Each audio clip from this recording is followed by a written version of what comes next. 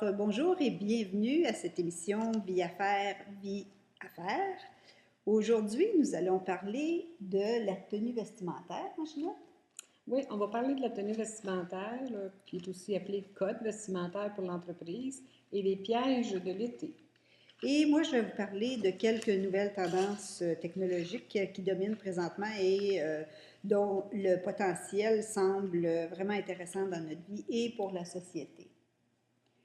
Avant de commencer à parler du sujet, j'aimerais juste faire une offre spéciale aux gens qui nous écoutent et qui sont abonnés à S'entreprendre Média.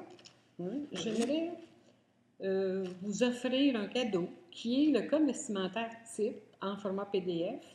Et je vous demande, par exemple, de faire inscrire soit une amie, un collègue, une collègue à notre liste d'envoi. Puis vous avez en bas de l'écran l'adresse Pour s'inscrire. Internet où s'inscrire. Et à ce moment-là, vous allez obtenir le code vestimentaire gratuit, tout à fait gratuit. C'est un code qui a été fait à l'intention des entreprises et des employés, donc Oui. des dirigeants et des employés. D'ailleurs, il est déjà très populaire, ton code Très vestimentaire. populaire, Hein? oui. Et c'est en format électronique. En format électronique, exactement. Donc, je vais vous parler de la tenue vestimentaire. Je l'ai appelé code vestimentaire, moi, parce que les gens sont habitués en entreprise à parler d'un code vestimentaire. Maintenant, le code, c'est un côté, le mot code, c'est un côté punitif. Hein? On parle du code pénal, le code criminel, le code de la route. Donc, quand un entrepreneur ou un gestionnaire veut communiquer à ses employés qu'il va avoir un code vestimentaire de l'entreprise, bien, la première réaction de l'employé, c'est « je suis puni ». Est-ce que ça peut même être inconscient, ça? Très inconscient, oui. Parce qu'il y a trop d'associations de fait avec le mot code, on l'associe à punition. C'est vrai que les mots sont importants. Absolument. Donc, moi, je l'appelle le code vestimentaire parce qu'il est connu comme ça, mais l'entrepreneur ou le gestionnaire pourrait l'appeler tenue vestimentaire. Maintenant, on sait que tout se joue en moins de 2 minutes. Puis même, il y en a qui disent moins que ça. 30 secondes. La première impression? La première impression. On sait qu'on n'a jamais de deuxième chance pour laisser une bonne première impression. Maintenant, est-ce que cette impression-là est celle qu'on va garder toute notre vie? Peut-être pas. Parce qu'il y a des gens qui sont gênés, qui vont peut-être faire des petites bévues aux premières rencontres.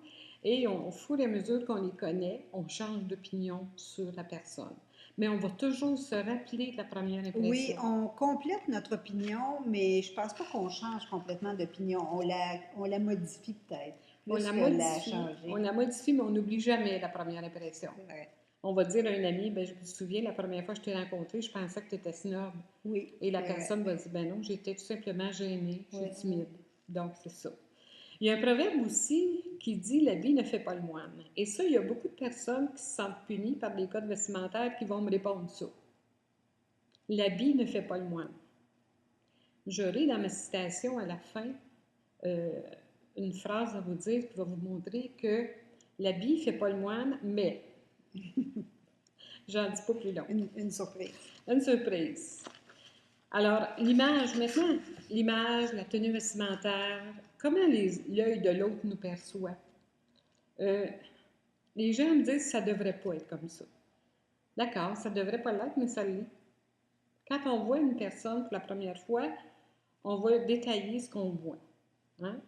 Bon, le vêtement, c'est sûr que ce n'est pas la seule chose qui compose l'image, qui compose le look d'une personne, la personnalité d'une personne. Il y a d'autres choses qui entrent en ligne de compte aussi.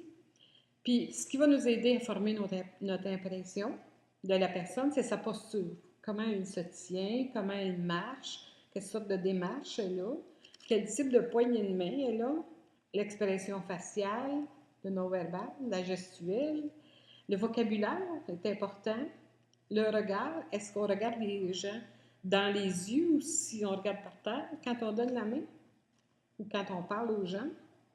Ensuite, la tenue vestimentaire, puis là, on commence à avoir toute l'image de la personne. Bon, quand je parle de tenue vestimentaire, on ajoute des accessoires. Hein? Les cheveux, le maquillage, Euh, la qualité des accessoires, ça c'est important aussi, pour se faire une bonne opinion. Bon. On se trouve à transmettre un message avec notre tenue, Ouais. tout ça, là. C'est un ensemble là, qui devrait être harmonieux, mais on se trouve à transmettre un message avant même d'ouvrir la bouche. Hein? Tu sais, il y a une phrase qu'on dit ou qu'on entend, y a-tu vu l'allure? Mhm. Bien, l'allure, c'est ce qui va camper la personnalité.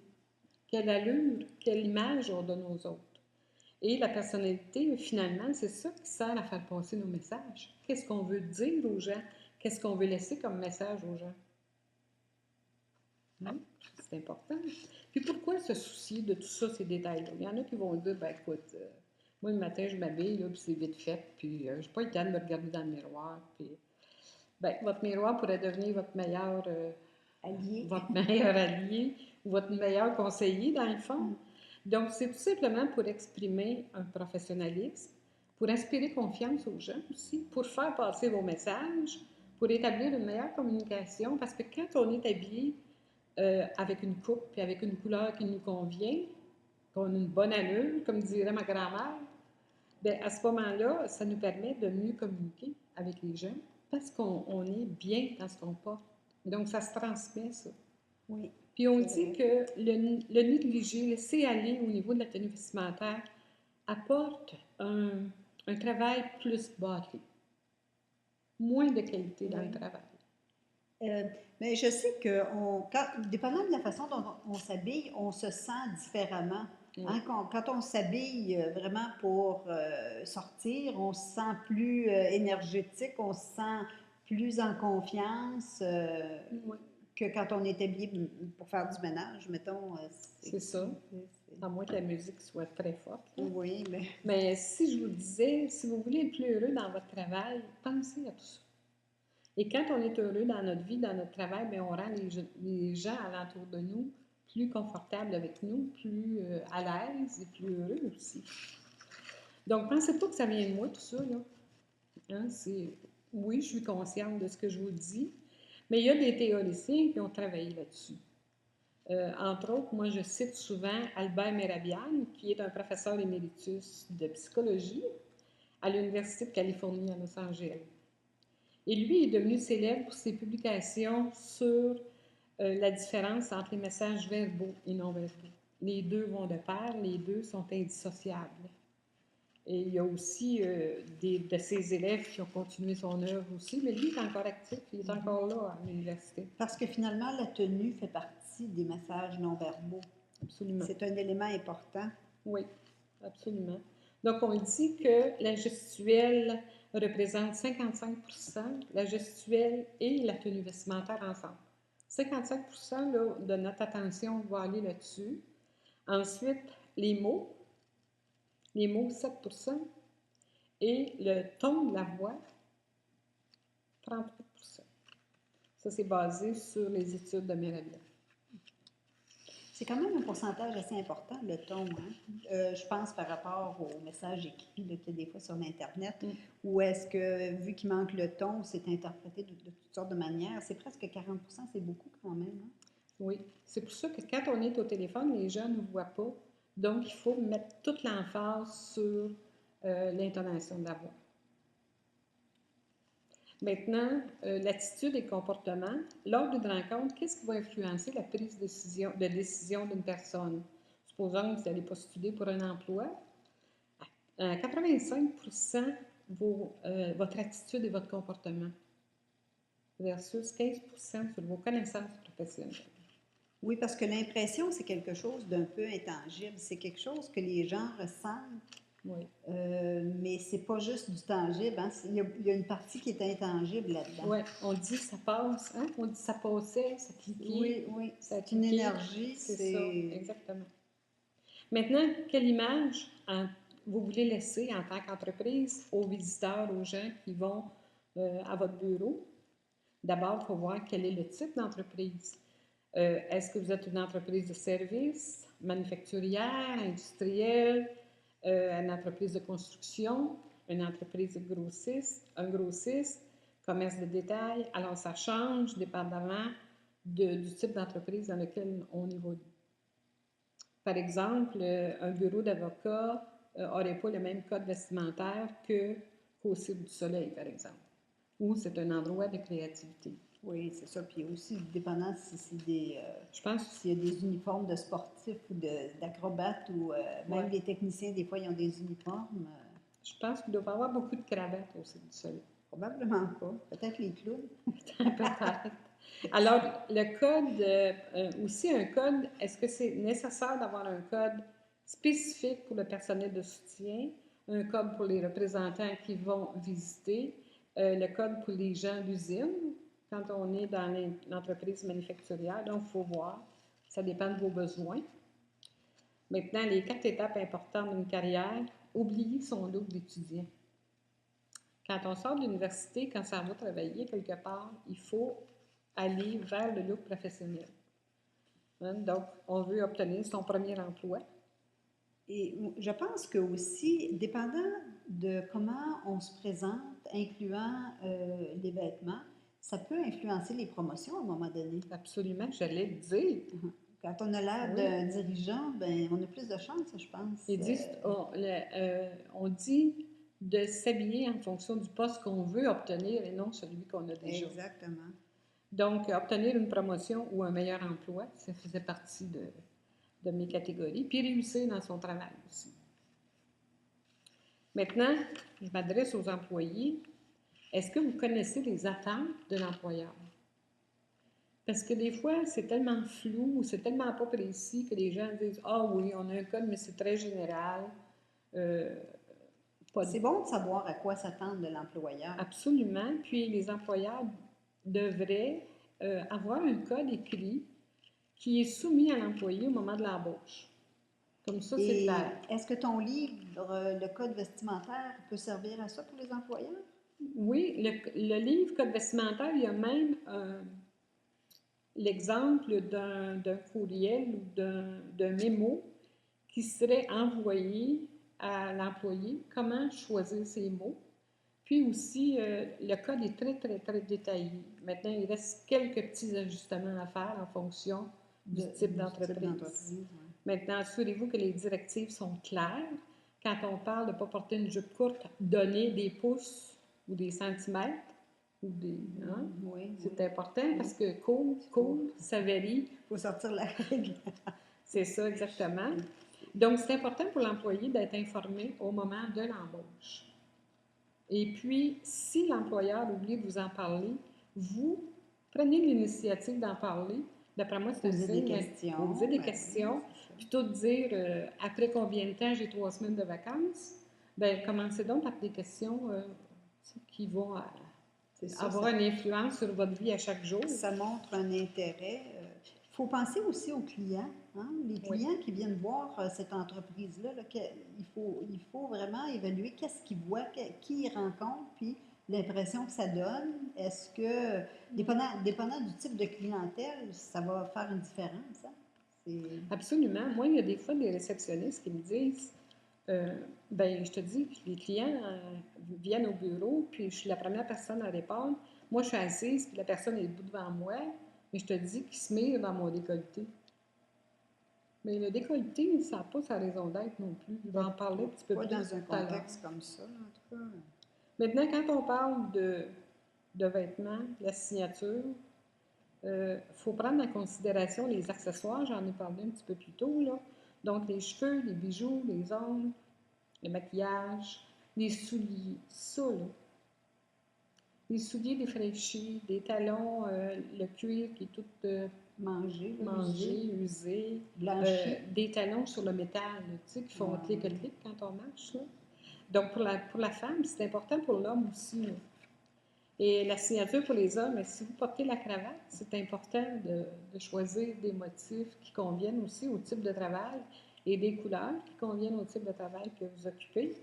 La barbe, est-ce qu'on a le droit de porter une barbe au travail, les cheveux, la moustache? Est-ce que les employeurs peuvent réglementer ça, vraiment, la barbe, des choses comme Bon, ça? c'était très contesté. Oui, j'imagine. Ça dépend du rapport. Ça dépend. Il y a une loi québécoise, je vais en parler de la toute fin, là.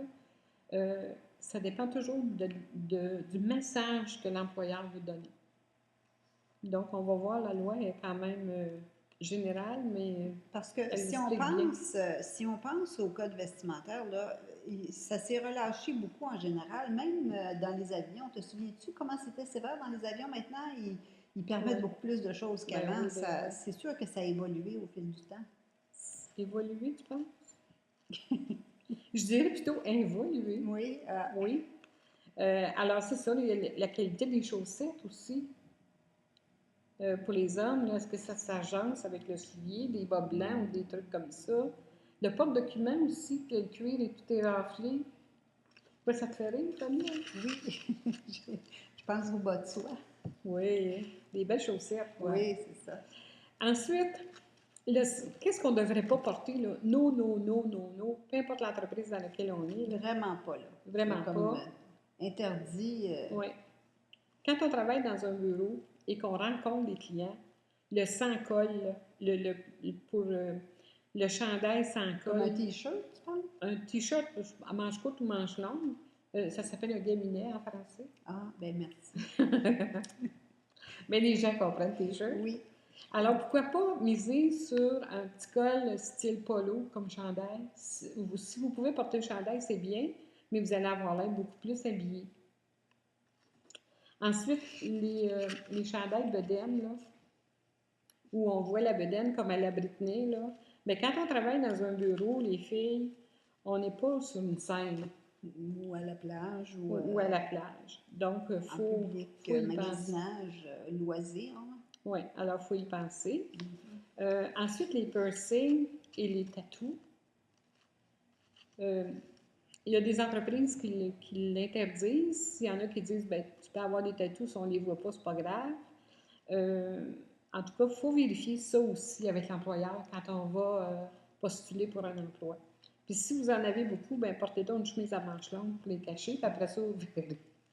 Vous verrez. Ça peut être hypnotisant un petit peu. Les tatous? Non, les piercings, là, les choses, Ah oui, oui. surtout dans le visage. Oui, absolument. Mais ce qui arrive, c'est que ça crée un centre d'intérêt qui n'est pas nécessairement correct. C'est un objet C'est une de distraction. focus. C'est un sûr. objet de focus, c'est Ouais, ça. ouais. Maintenant, la camisole, le style de Dan Bigra, comme dans son temps. Là. Puis le jeans, il y a des endroits où vous pouvez porter le jeans, c'est parfait, mais il faut que ça soit clair à l'embauche. Il faut que ça soit propre aussi. Là, Propre, hein, pas déchiré autant que possible. Hein. Le maquillage aussi. Trop de maquillage, trop de bijoux encombrés. Là, là aussi, c'est un centre de distraction. Il y a les gogoons de plage aussi.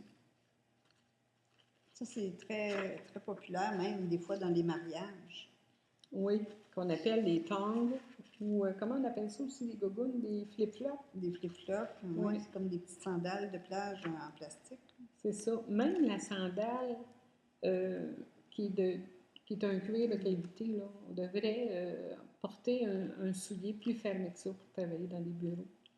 Même, je vous la dis pas, la règle, parce que personne la suit, puis tout le monde m'haït, mais c'est quand on travaille dans un bureau, soit comme gestionnaire, comme secrétaire, on devrait toujours porter un bas nylon. Même en été, un bas de couleur chair.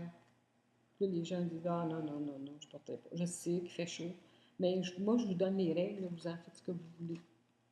Et Puis ça, les souliers ouverts, les souliers les ouverts, sandales. les sandales, ça se porte avec le pantalon ou la jupe plus longue. Mais avec un tailleur, ça devrait être le soulier fermé ou même juste le bout de l'orteil ouvert. Mais on ne peut pas porter de bas nylon avec des sandales, par contre. Non. C'est parce que c'est pas joli. C'est contre la religion. Oui. Maintenant aussi, le décolleté. J'en ai parlé un petit peu tout à l'heure là, pour la réceptionniste. Mais moi, j'ai vu des occasions où j'ai fait des conférences, puis il y avait des gens, des filles qui étaient là, puis qui avaient un décolleté vraiment dérangeant, autant pour les femmes que pour les hommes. Puis elles me disent, ben, il n'y a pas personne qui se plaint. Il n'y a pas un homme qui va se plaindre de ça. Ils sont tous trop occupés. Puis c'est assez difficile d'aller dire ça à une personne. Oui. Là aussi, ça prend le bon vocabulaire. Bien, ça envoie un drôle de message aussi. Ouais. Quelqu'un qui s'habille comme ça dans un bureau, là, ça a l'air à la chasse de quelque chose. Si vous voulez savoir si votre décolleté est trop plongeant, je me regarde puis je te regarde, là, prenez votre mesure en mettant votre main ici, là, dans le creux du cou, là. Puis, étendez avec votre petit doigt, puis regardez, ça arrive à peu près là. C'est la naissance des seins, là, c'est pas compliqué. Oui, pas plus Hein? loin que ça. Pas plus loin que ça. Ensuite, je vais parler des gougounes. Le vendredi décontracté. Bon, le vendredi décontracté, ça a commencé à Silicon Valley avec les techniciens informatiques qui voulaient ressembler à une personne qui avait beaucoup de succès à ce moment-là, qui commençait à avoir beaucoup de succès, qui s'appelait Steve Jobs et qui portait, lui, il est reconnu encore, on voit ses vidéos aujourd'hui, il porte le James Levy puis le col roulé noir. Oui. Donc, il y a beaucoup de patrons qui se sont dit, c'est une personne à succès, c'est une personne qui a du pouvoir, donc si on porte ça, nous autres, il n'y a pas de mal, tu sais. Je peux faire pareil. Je peux faire pareil.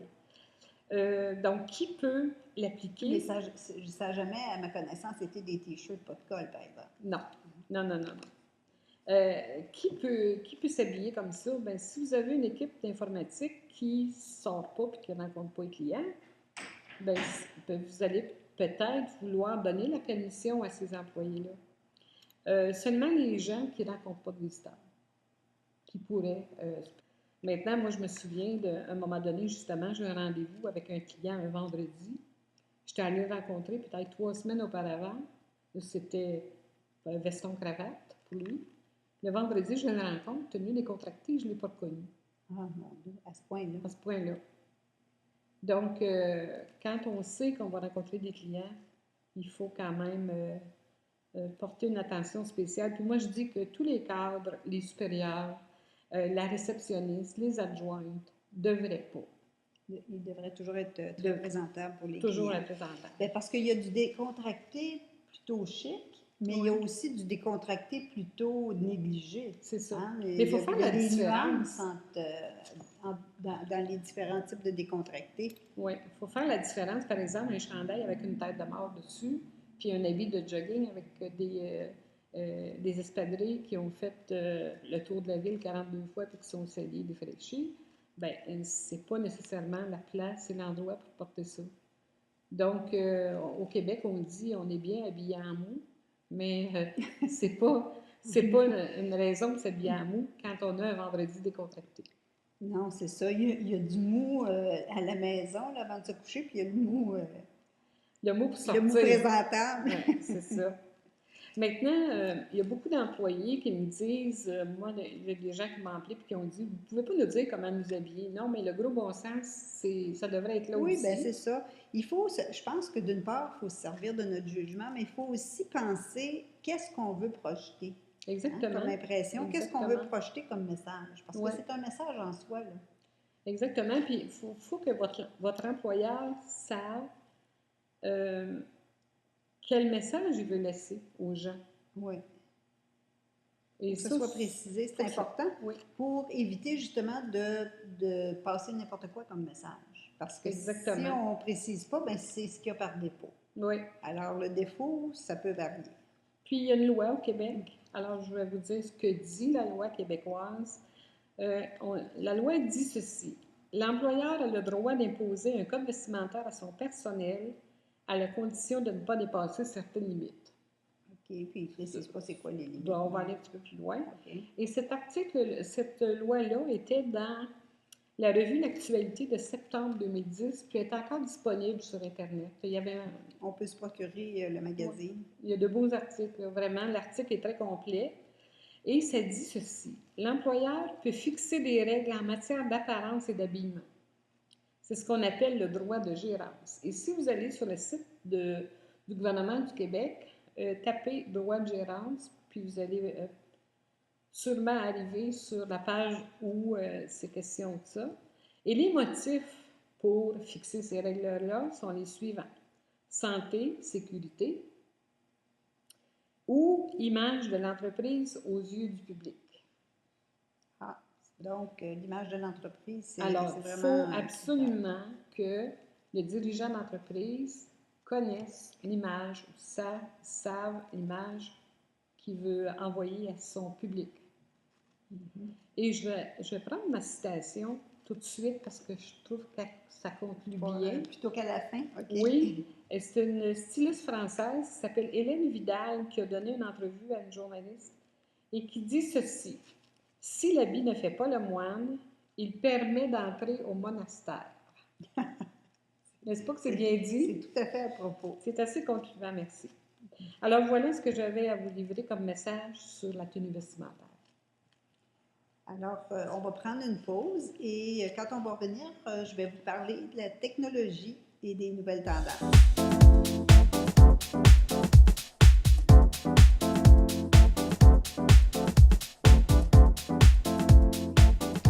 Alors, les nouvelles tendances. La première chose dont j'aimerais vous parler, ce sont les imprimantes 3D. Alors, c'est des imprimantes qui sont capables de créer des choses qui sont en 3 dimensions. Ça, c'est quelque chose de complètement nouveau. Mais explique-moi ça, je ne comprends pas. C'est une imprimante qui, au lieu de mettre de l'encre sur du papier, oui. Ça se base sur un design 3D. On sait qu'il y a des logiciels qui sont faits pour faire des designs 3D en 3 dimensions. Et au lieu d'être de l'encre qui est utilisée, c'est différentes substances, dont par exemple des polymères, du plastique, ça peut être du métal, même des choses qui sont du tissu, presque organiques, du tissu. Il y a toutes sortes de choses qui sont en train de se développer. Et c'est une machine dans laquelle il y a un contenant et l'imprimante, la tête de l'imprimante fait ça et ça met différentes couches de matériel qui finit par faire justement un objet en 3 dimensions. Alors, si je voulais avoir, par exemple, des pantoufles. Oui, tu pourrais avec avoir, un design 3D. Tu pourrais avoir des belles pantoufles en plastique. Ma tissu aussi, non? Oui. Ben, en fait c'est en développement présentement. C'est pas nécessairement au point pour tout, mais on voit qu'il y a beaucoup de gens qui font des expériences et des tests et de l'innovation dans ce domaine-là. Donc, c'est intéressant parce que ces imprimantes-là ont la capacité de produire beaucoup de choses dans plusieurs domaines. Et on voit présentement à l'écran une image de ce que ça a l'air une imprimante comme ça. Alors, je vous donne des exemples sur ce que ça peut produire. Ça peut produire dans le domaine médical des organes artificiels et des membres artificiels aussi en différentes sections. On a une image ici de ce que ça peut avoir l'air, par exemple un bras artificiel. Il y en a qui ont créé même des oreilles artificielles. Des fois, ils s'en servent pour faire le modèle d'un organe selon ce qui a été détecté, par exemple, dans un scan, puis reproduire l'organe pour faire différentes choses. Éventuellement, on pense que ça va en venir là, ça va pouvoir justement remplacer... Alors, nos scientifiques ne sont vraiment pas, hein? Non, effectivement. Et même le domaine de la construction, il y a des édifices et des maisons, ils ont déjà réussi à faire, comme vous voyez, des portions d'édifices et ils prévoient d'être capables d'imprimer des maisons au complet avant longtemps. On peut faire des meubles, on peut faire des bijoux. Ici, on a une image d'un collier qui a été fait justement avec une imprimante 3D. On peut faire des composantes électroniques, des pièces d'auto, des tissus, même tissus, quand on parle de tissu, on parle de tissu humain là, avec des propriétés d'organes vivants. C'est pas entièrement des organes vivants, mais il y a une grande partie d'organes vivants. Il y en a qui ont réussi même à produire des armes, ça c'est un peu controversé, mais c'est comme toute chose, hein, on peut produire des bonnes choses comme des choses fabriquées là ou moins bonnes, et ça c'est sûr qu'il y a certains problèmes d'éthique qui vont surgir suite à ça, parce que là ça c'est des armes qui n'auraient aucun contrôle enregistré nulle part. On a même parlé de produire de la nourriture pour les astronautes. À un moment donné, ça va venir. Ici, vous voyez l'image d'un outil qui a été produit en 3 dimensions et ici, on a une autre image d'une imprimante à T-shirt. Alors, il y a des genres de cartouches de couleurs qui sont insérées dans la machine et ça permet de produire des T-shirts et des pantalons même. Et ce qui est intéressant, c'est que la machine à imprimer peut récupérer le T-shirt et le recycler, refaire un autre vêtement avec. Et tout ça, comme je vous ai dit, ça fonctionne à partir de design 3D en 3 dimensions. Et ça, c'est un peu complexe à produire. C'est des logiciels spécialisés qui qui sont capables de produire des designs en 3 dimensions, et c'est une spécialité aussi. Et il y a des compagnies qui se spécialisent justement dans la production de design 3D, mais on peut tous produire des designs 3D si on apprend à se servir des logiciels. Et je pense que ça représente une véritable révolution, car ça a le potentiel de relancer le secteur manufacturier. On sait que le secteur manufacturier a été beaucoup déplacé à l'étranger, et les imprimantes sont quand même relativement abordables. C'est Oui. dépendant de la grosseur. C'est sûr que si on veut imprimer une maison, c'est pas la même grosseur d'imprimante que d'imprimer une petite prothèse, mais c'est quand même relativement abordable, et ça veut dire que ça va beaucoup décentraliser la production d'objets. Hein. On peut ramener la production d'objets en Amérique du Nord et répandre ça, là, tout le monde, n'importe Mais qui peut si le faire ça. prix de l'imprimante a du bon sens, c'est sûr C'est ça, que... oui. Puis là, c'est nouveau, là, c'est plus cher quand c'est nouveau, le prix va Mais ça baisser. va créer des emplois plus spécialisés aussi. Oui, Ça va effectivement. changer, ça va changer le domaine de l'éducation aussi. Oui, oui, absolument. Alors, un autre appareil intéressant qui n'est pas nécessairement nouveau, mais qu'on n'a pas entendu beaucoup parler, je trouve, puis c'est quelque chose qui est quand même assez impressionnant, ça s'appelle la machine Espresso pour imprimer des livres sur demande. Moi, je pensais que tu voulais faire du café à un moment Oui, donné. oui, on pourrait s'arranger pour que ça en produise aussi. Ouais. Mais tu vois, c'est sorti ça il y a quelques années. Maintenant, j'ai regardé, puis il y en a quand même relativement pas mal de machines un peu partout aux États-Unis. Il y en a même plusieurs en Ontario, dans la région de Toronto et autour. Et c'est une machine, une imprimante, qui est capable de nous produire un livre sur demande. Donc, de la façon dont ça fonctionne, c'est qu'on choisit un fichier à imprimer sur son ordinateur ou sur l'Internet. Il y a des bibliothèques de livres qui sont disponibles pour justement les livres qui peuvent être imprimés. Et on utilise le même formatage que pour les livres qu'on envoie à un imprimeur. Par exemple, l'intérieur d'un livre et la couverture, ils sont formatés comme on enverrait à un imprimeur pour faire imprimer un livre. Et la machine imprime la couverture en couleur, en pleine couleur, et une autre partie de la machine imprime l'intérieur du livre, par exemple en noir et blanc. Ensuite, les pages du livre sont récupérées et sont alignées ensemble par la machine avec un processus spécialisé. Et suite à ça, les pages sont collées. La machine rogne le dos du livre et l'enduit de colle chaude.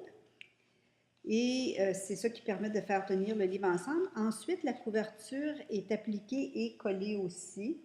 Et la dernière étape, le livre est taillé à sa grandeur finale. Mais là, tu parles, toi, est-ce que les gens qui font de la production, là, qui écrivent, mettons les auteurs, est-ce qu'ils pourraient se procurer cette machine-là? Oui, Ou si c'est une entreprise qui a cette machine-là et qui peut offrir le service? ça pourrait, par exemple, être un nouveau magasin de livres qui, au lieu de Oui. stocker plein de livres, imprimerait le livre sur demande. C'est pas très long, hein, à fabriquer un livre comme ça. Il y a plusieurs formats qui sont disponibles. Et là, vous voyez de quoi ça a l'air une fois terminé. Et il y a des endroits, par exemple, qui offrent ce service d'impression-là, et on peut aller justement et consulter le catalogue de livres qui sont disponibles et imprimer, demander à la personne de nous imprimer un livre. Alors, ça pourrait être une bonne idée de mise à jour de magasins de livres. Parce que l'ancien système, c'est qu'ils achètent des livres, ils retournent des livres, en tout cas, ils retournent les couvertures arrachées, puis il y a toute une manutention là, qui se fait. Il y a beaucoup, beaucoup de gaspillage de papier qui se fait suite à ça. Est-ce que ça peut se faire avec des livres existants, par exemple, d'un auteur à succès, puis on lui paye ses droits d'auteur? Bien Ou... sûr, il y a des droits d'auteur qui vont avec ça, là, mais il faut que la personne participe au programme. Donc, c'est ça, c'est un système différent. Fait que, il va y avoir des ajustements à faire là-dessus.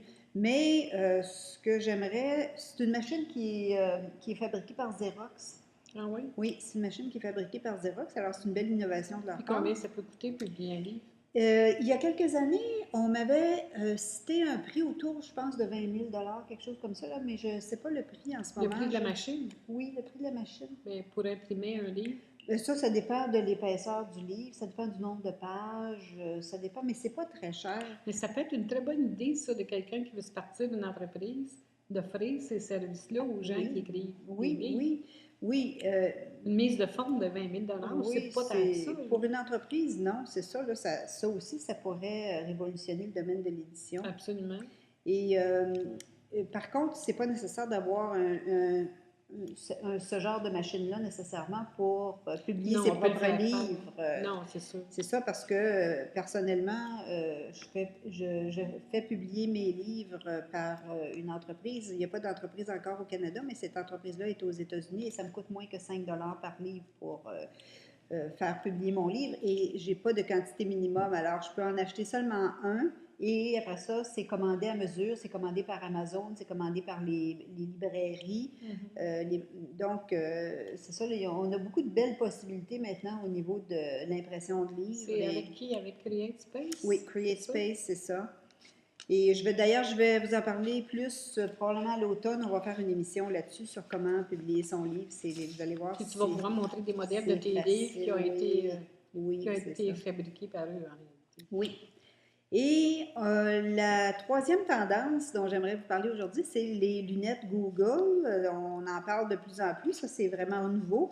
Et ces lunettes-là peuvent enregistrer des vidéos, prendre des photos, elles peuvent envoyer des messages et donner des directions de navigation. On peut lui donner des commandes vocales pour aussi, par exemple, faire de la traduction. Si on est devant un étalage ici, on voit un étalage de légumes en Chine. On peut demander de se faire montrer comment dire une demi-livre en chinois. Le test initial est terminé, c'est-à-dire qu'il y a eu des personnes qui ont fait comme un groupe d'essai avec les lunettes Google, mais on pense qu'avant longtemps, ça va être disponible partout. Et ça va être intéressant parce que ça va soulever des questions de vie privée, je pense. On pensait que les téléphones cellulaires, avec les photos, puis les vidéos, c'était une intrusion à la vie privée. Mais le temps de sortir notre téléphone cellulaire, si on a les Ça paraît pas, lunettes là. dans le visage, on peut, Ça avec une paraît commande pas. vocale aussi, on Ouais. n'est pas obligé de pitonner sur le cellulaire pour trouver Oh, là, la ben, photo, le vidéo. on va être en télé-réalité tout le temps, là. Et oui, c'est ça. Alors, il va falloir s'habituer à l'idée que chaque fois qu'on sort dehors, c'est comme si on était dans une émission de télévision. Hein? Oui, oui, absolument. Alors, c'est ce qui conclut notre émission aujourd'hui. Et lors de la prochaine émission du 5 mai, on va parler de Ginette. Oui, ben, je vais vous raconter comment j'ai bâti mon fonds de pension suite à un licenciement à l'âge de 60 ans. C'est une expérience intéressante. Oui, Alors, et que ça vous dit que tout est possible. tout est possible. Et je vais en profiter pour vous parler de comment on peut utiliser la technologie pour offrir son expertise sur l'Internet et faire de l'argent en dormant. Et plus on a de l'expérience, plus on est en mesure d'offrir notre expertise sur l'Internet. Alors, l'âge est un atout plutôt qu'être un problème quand on fait ça. Je viens justement là, de mettre sur mon site web, webinairformation.com, une série d'auto-formations qui inclut des vidéos, qui inclut des cahiers, qui inclut des présentations PowerPoint, pour que les gens puissent se former à leur rythme. Oui. Alors, dans cette émission-là, on va parler de la technologie, comment utiliser la technologie pour être capable de faire des choses comme ça facilement. Et ce qui est avantageux, c'est qu'une fois que l'information est enregistrée, on n'a plus besoin d'y toucher. Hein? Ça se fait tout seul. Les choses se vendent toutes seules. Alors, donc, c'est vraiment un avantage d'utiliser la technologie pour faire ça. Les gens peuvent télécharger des livres. Il y a une période de temps pour regarder des vidéos. C'est ça. Alors, là, ça peut prendre beaucoup de formes. Et en terminant, on vous rappelle que vous pouvez toujours cliquer sur notre bouton j'aime sur notre page Facebook S'entreprendre Média et qu'on est toujours contente d'accueillir vos commentaires, suggestions et questions. Et la citation que j'ai ici, qui s'applique particulièrement bien à la technologie aujourd'hui, c'est « Les idées ne sont ni vraies ni fausses, elles sont utiles ou pas. » C'est l'expérience qu'il dit et ça vient de William James. message. Alors, à la prochaine émission. À la prochaine.